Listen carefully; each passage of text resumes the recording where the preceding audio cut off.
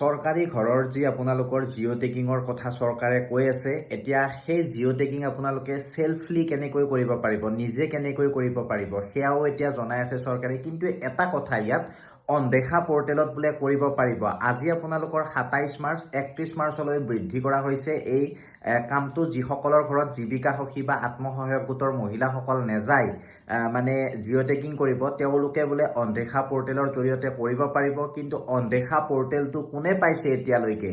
Comment ছেকশ্যনত comment কৰকচোন। মই হ'লে পোৱা নাই। চৰকাৰে কৈ আছে, মন্ত্ৰী ৰঞ্জিত কুমাৰ দাসেও কৈছে এটা আমাৰ সংবাদ মাধ্যমৰ আগত ভাষণত।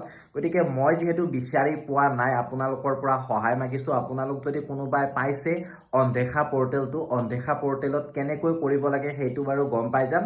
কিন্তু অনদেখা পৰ্টেলটো কৈ বাৰু এতিয়ালৈকে? এতিয়াতো গধূলি হৈ গ'ল, এতিয়ালৈকে মই পোৱা নাই। আপোনালোকে পালে নেকি? কমেণ্ট কৰকচোন। যদি পাইছে লিংকটো কমেণ্ট ছেকশ্যনত মোক দি দিবলৈ নেপাহৰিব।